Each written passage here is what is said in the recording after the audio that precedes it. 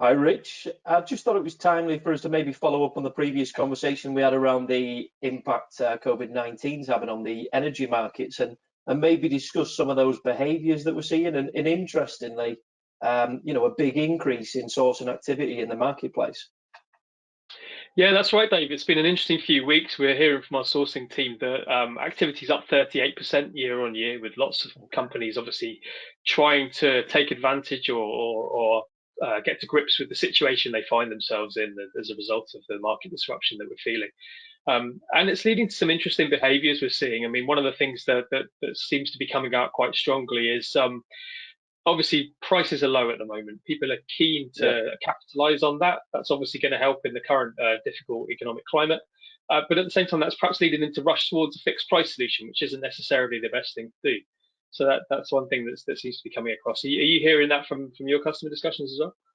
Yeah, and it's really interesting because you'll see from the supply world a lot of suggestion around fixed price is the way to go. So there'll be some when people go into a sourcing activity, those prices as it stands look very attractive, but it's that fine line between just compromising your longer term strategy and making sure that you've got the right products in place to not only deal with the prices we're seeing in today's marketplace, but the longer term view of that. And I think for us, it's very clear that where possible, still maintaining a risk managed strategy where you have the flexibility to fix and unfix in the marketplace, because you've still got the capability to fix out, but it gives you the advantage of if further opportunities arise, you can obviously take advantage of those with unfix. And I think that's the model where we would suggest that the greatest value sits even during this time where fixed prices look very attractive, Rich.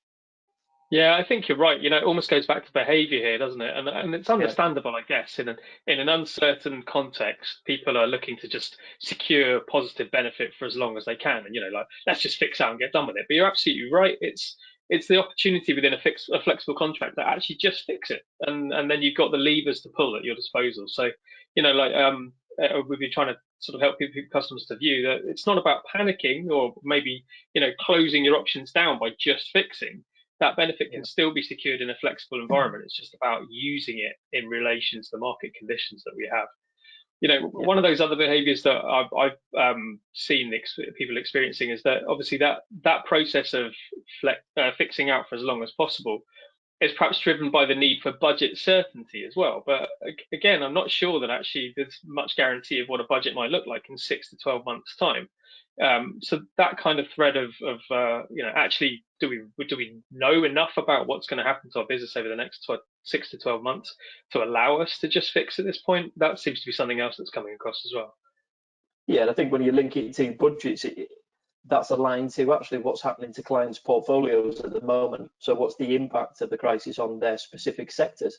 And when you're seeing that impact significantly change previous consumptions agreed, previous forecast budgets, again, it comes down to actually what model works for you to offer the most protection when you have got volatility in your portfolio and demand ongoing.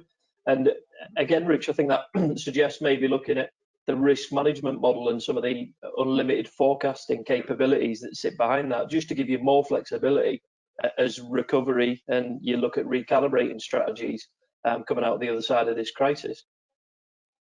Yeah, I agree. It's crucial that people are responding to the changes in demand that they're seeing here. Like that's going to have an impact.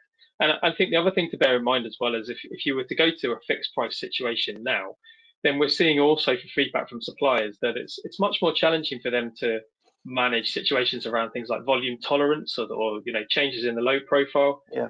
Far easier to do that again in a flexible environment where you've got the ability to reforecast. If obviously assuming you've got the right parameters in your flex contract, that's obviously something that you need to review and look at. So having that capability again just leads us to don't cut your options down to just fixing at this point. Take the benefit by all means, but don't restrict your options by changing the way you approach the market, I think.